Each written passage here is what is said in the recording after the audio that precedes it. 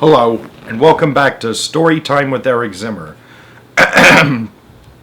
Where we last left off in James and the Giant Peach, James had come across several giant insects who had apparently eaten some of those little green things. A centipede, an old green grasshopper, an earthworm, a ladybug, a spider, and a silkworm. I think there's even a glowworm. 7 creatures altogether. Now we're about to see what happens next. Because we already learned they're friendly, but what are they going to do next? Let's see. Ready? Alright, let's begin. Chapter 13. A few minutes later, Miss Spider had made the first bed. It was hanging from the ceiling, suspended by a rope of threads at either end, so that actually it looked more like a hammock than a bed. But it was a magnificent affair, and the stuff that was made of shimmered like silk in the pale light. "I do hope you will find it comfortable," Miss Spider said to the old green grasshopper. "I made it as soft and silky as I possibly could. I spun it with a gossamer. That's much better quality thread than the one I use for my own web." "Thank you so much, my dear lady," the old green grasshopper said, climbing into the hammock. This is just what I needed. Good night, everybody. Good night."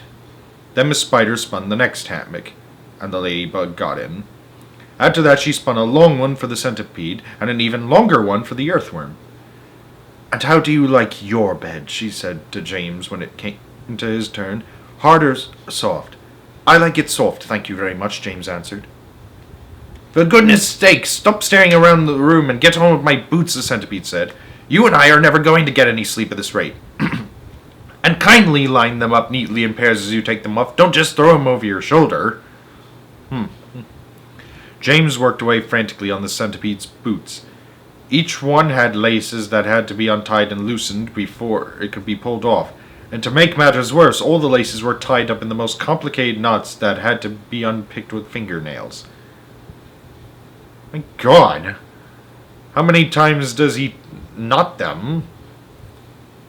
It was just awful. It took about 2 hours. And by the time James had pulled off the last boot of all, and had lined them up in a row on the floor, 21 pairs altogether, the centipede was fast asleep. "Wake up, centipede," James whispered, giving him a gentle dig in the stomach. "It's time for bed." "Thank you, my dear child," the centipede said, opening his eyes. He got down off the sofa and ambled across the room and crawled into his hammock. James got into his own hammock. Oh, how soft and comfortable it was compared with the hard, bare boards that his aunts had always made him sleep upon at home. At least in the movie, they gave him a bed to sleep in. "Lights out," said the centipede drowsily. Nothing happened. "Turn out the light," he called, raising his voice. James glanced round the room, wondering which of the others he might be talking to, but they were all asleep. The old green grasshopper was snoring loudly through his nose. The ladybug was making whistling noises as she breathed, and the earthworm was coiled up like a spring at one end of his hammock, wheezing and blowing through his open mouth. As for Miss Spider, she had made a lovely web for herself across one corner of the room, and James could see her crouching right in the very center of it, mumbling softly in her dreams. "I said turn out the light!" shouted the centipede angrily. "You talking to me?" James asked him. "Course I'm not talking to you, you arse!" the centipede yelled. "That crazy glowworm has gone to sleep with her light on." For the first time since entering the room, James glanced up at the ceiling. There he saw a most extraordinary sight. Something that looked like a gigantic fly without wings, it was at least 3 feet long, was standing upside down upon its 6 legs in the middle of the ceiling, and the tail end of this creature seemed to be literally on fire. A brilliant greenish light, as bright as the brightest electric bulb, was shining out of its tail and lighting up the whole room. "Is that a glowworm?" asked James, staring at the light. "It doesn't look like a worm of any sort to me." "Of course it's a glowworm," the centipede answered. At least that's what she calls herself. Although actually you are quite right. She isn't really a worm at all. Glowworms are never worms. They are simply lady fireflies without wings. Wake up, you lazy beast! But the glowworm didn't stir, so the centipede reached out of his hammock and picked up one of his boots from the floor. Put out that wretched light! He yelled, hurling the boot up at the ceiling. The glowworm slowly opened one eye and stared at the centipede. There's no need to be rude, she said coldly. All in good time. Come on, come on, come on, shouted the centipede, or I'll put it out for you. Oh, hello, James, the glowworm said, looking down and giving James a little wave and a smile. I didn't see you come in. Welcome, my dear boy, welcome, and good night. Then click, and out went the light. James Henry Trotter lay there in the darkness, with his eyes wide open, listening to the strange sleeping noises that the creatures were making all around him, and wondering what on earth was going to happen to him in the morning. Already he was beginning to like his new friends very much. They were not nearly as terrible as they looked. In fact, they weren't really terrible at all. They seemed extremely kind and helpful in spite of all the shouting and arguing that went on between them. Good night, old green grasshopper, he whispered. Good night, Ladybug. Good night, Miss Spider. But before he could go through them all, he had fallen fast asleep.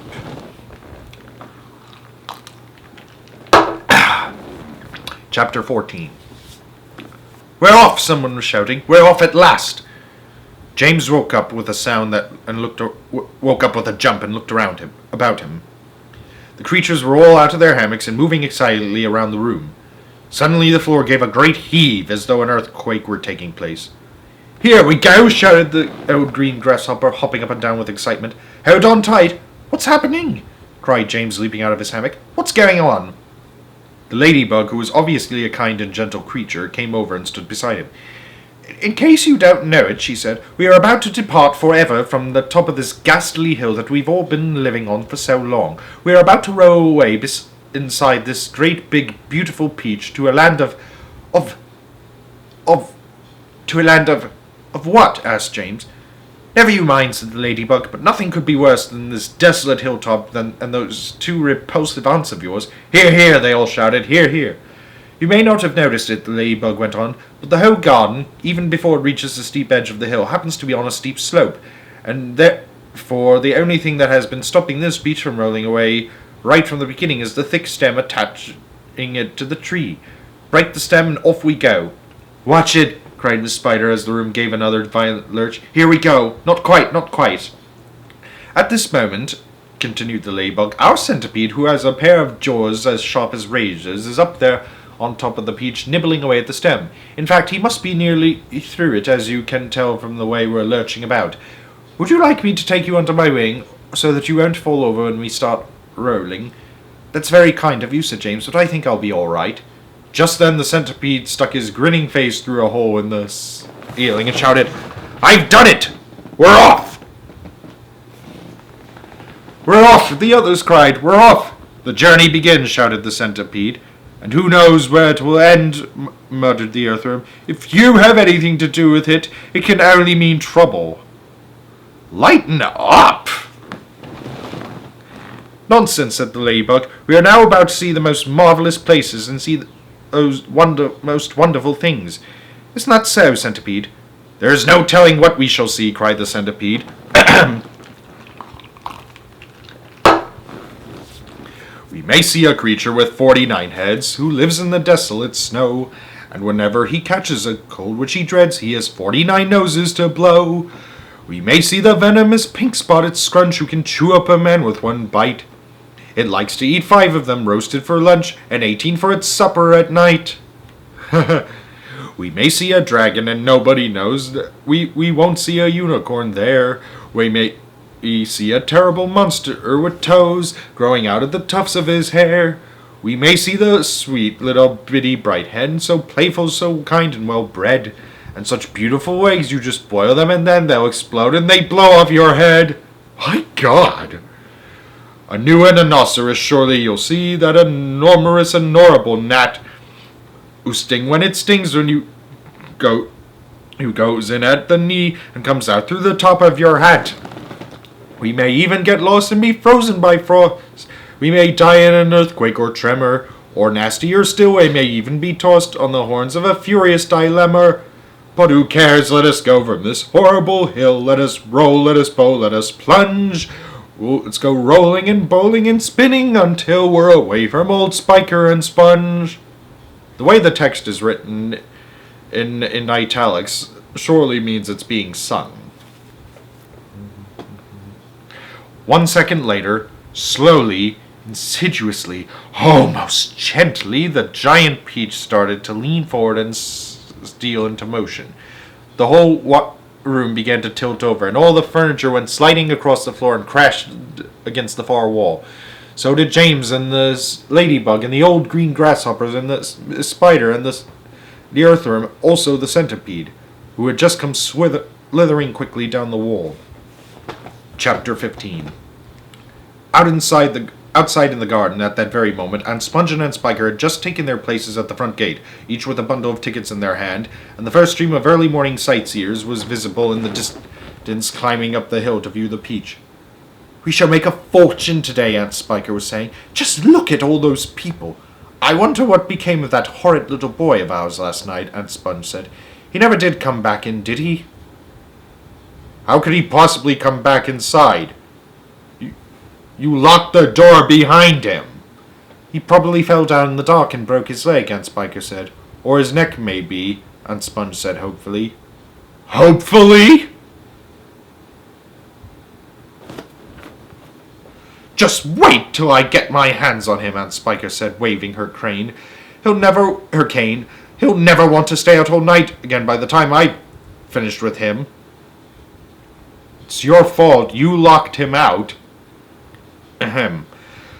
Good gracious me, what's that awful noise?" Both women swung around to look. The noise, of course, had been caused by the giant peach crashing through the fence that surrounded it, and now gathering speed every second it came rolling across the garden towards the place where Aunt Sponge and Aunt Spiker were standing. Epic faces. They gaped. They screamed. They started to run. They panicked. They both got in each other's way. They began pushing and jostling, and each of them was thinking only about saving herself. Aunt Sponge, the fat one, tripped over a box that she'd brought along to keep the money in and fell flat on her face. Aunt Spiker immediately tripped over Aunt Sponge and came down on top of her. They both lay on the ground, fighting and clawing and yelling and struggling frantically to get up again. But before they could do this, the mighty peach was upon them. There was a crunch! And then there was silence.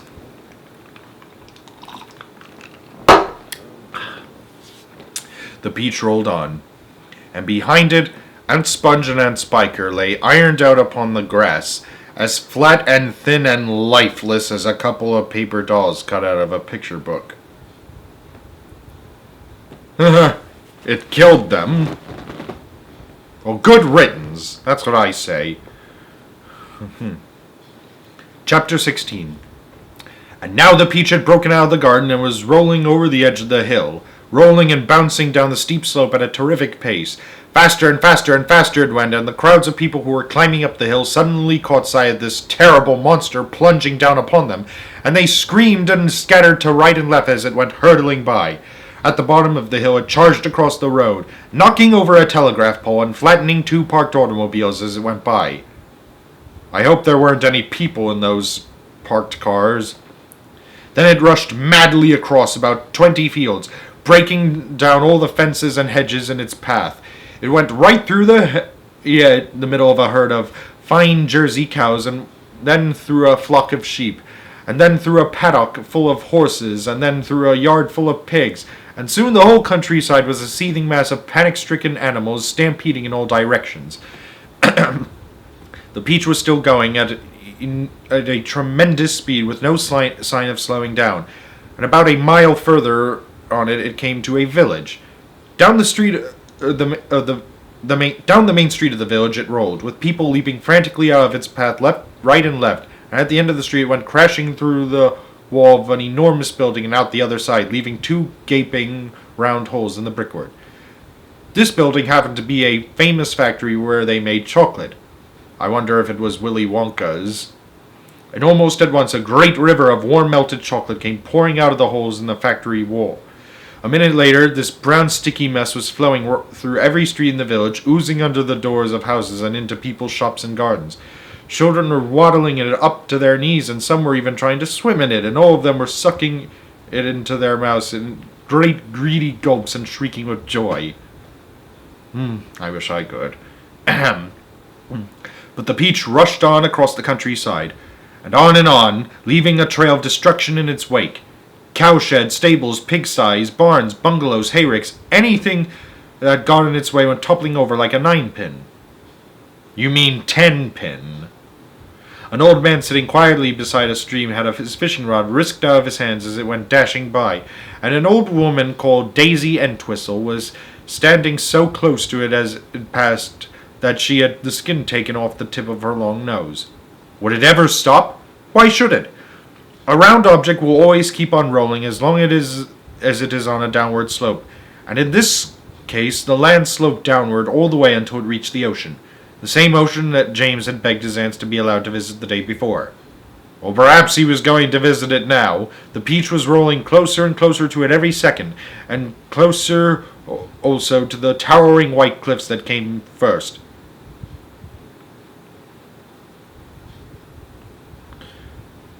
Now, of course, these cliffs, specifically called the White Cliffs of Dover, are the most famous in the whole of England, and they are hundreds of feet high as well. Below them, the sea is deep and cold and hungry. Many ships have been swallowed up and lost forever in these parts of the coast, and all the men who were in them as well. The peach was now only 100 yards away from the cliff. Now 50, now 20, now 10, now 5, and when it reached to the edge of the cliff, it seemed to leap up into the air and hang there suspended for a few seconds, still turning over and over in the air. Then it began to fall. Down, down, down, down, down. Smack! It hit the water with a colossal splash and sank like a stone. Could it go?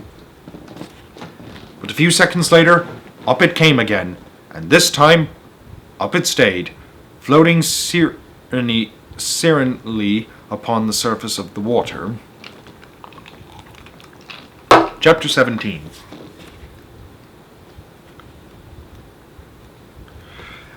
At this moment, the scene inside the peach itself was one of indescribable chaos. James Henry Trotter was lying bruised and battered on the floor of the room amongst a tangled mess of centipede and earthworm and spider and ladybug and glowworm and old green grasshopper. In the whole history of the world, no travelers had ever had a more terrible journey than these unfortunate creatures. It had started out well, with much laughing and shouting, and for the first few seconds, as the peach had begun to roll slowly forward, nobody had minded being tumbled about a bit. And then it went bump, and the centipede had shouted, "That was Aunt Sponge!" And then bump again, and "That was Aunt Spiker!" There had been a tremendous burst of cheering all around. But as soon as the peach rolled out of the garden and began to go down the steep hill, rushing and plunging and bounding madly downward, then the whole thing became a nightmare. James found himself being flung up against the ceiling, then back onto the floor, then sideways against the wall, then up onto the ceiling again, and up and down and back and forth and round. And at the same time, all the creatures were flying through the air in every direction, and so were the chairs and the sofa, not to mention the 42 boots belonging to the centipede. Thank God they weren't killed or hurt. Everything and all around them were being rattled around like peas inside an enormous rattle that was being rattled by a mad giant who refused to stop. To make it worse, something went wrong with the glowworm's lighting system, and the room was in pitchy darkness. There were screams and yells and curses and cries of pain, and everything kept going round, and once James made a frantic leap at some thick bars sticking out from the wall, only to find that they were a couple of the centipede's legs. "Let go, you idiot!" shouted the centipede, kicking himself free. Well, he didn't know it was James. And James was promptly flung across the room into the old green grasshopper's horny lap. Twice he got tangled up in Miss Spider's legs. A horrid business. And towards the end, the poor earthworm, who was cracking himself like a whip every time he flew through the air from one side of the room to the other, coiled himself around James's body in a panic and refused to unwind. Oh, it was a frantic and terrible trip! But it was all over now, and the room was suddenly very still and quiet. Everybody was beginning slowly and painfully to disentangle himself from everybody else. "Let's have some light!" shouted the centipede. "Yes," they cried. "Light! Give us some light!" "I'm trying," answered the poor earth glowworm. "I'm doing my best. Please be patient." They all waited in silence. Then a faint greenish light began to glimmer out of the glowworm's tail, and this gradually became stronger and stronger until it was anyway enough to see by. "Some great journey," the centipede said, limping across the room. "I shall never be the same again," murmured the earthworm. "Nor I," said the ladybug said. "It's taken years off my life." "But my dear friends," cried the old green grasshopper, trying to be cheerful, "we are there." "Where?" they asked. "Where? Where is there?" "I don't know," the old green grasshopper said, "but I'll bet it's somewhere good. We are probably at the bottom of a coal mine," the earthworm said gloomily. "We certainly went down and down and down very suddenly at the last moment. I felt it in my stomach. I still feel it." "Perhaps we are in the middle of a beautiful country full of songs and music," the old green grasshopper said. "Or near the seashore," said James eagerly, "with lots of other children down on the sand for me to play with." "Pardon me," murmured the ladybug, turning a trifle pale, "but am I wrong in thinking that we seem to be bobbing up and down?" "Bobbing up and down!" they cried. "What on earth do you mean?" "You're still giddy from the journey," the old green grasshopper told her. "You'll get over it in a minute. Is everybody ready to go upstairs now and take a look around?" "Yes, yes," they chorused. "Come on, let's go." "I refuse to show myself out of doors in my bare feet," the centipede said. "I have to get my boots on again first." "For heaven's sake, let's not go through all that nonsense again," the earthworm said. "Let's all lend the centipede a hand and get it over with," the ladybug said. "Come on." So they did, all except Miss Spider, who set about weaving a long rope ladder that would reach from the floor up to a hole in the ceiling. Well, at least that would kill some time, putting on his boots, because while they're putting on his boots, a way up to the ceiling will be made. The old green grasshopper had wisely said that they must not risk going out of the side entrance when they didn't know where they were, but must first of all go up onto the top of the peach and have a look around.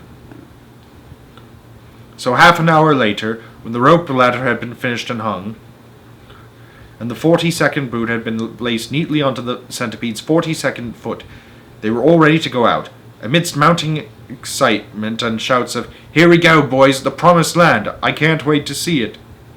The whole company climbed up the ladder one by one and disappeared into a dark, soggy tunnel in the ceiling that went steeply, almost vertically upward. To be continued.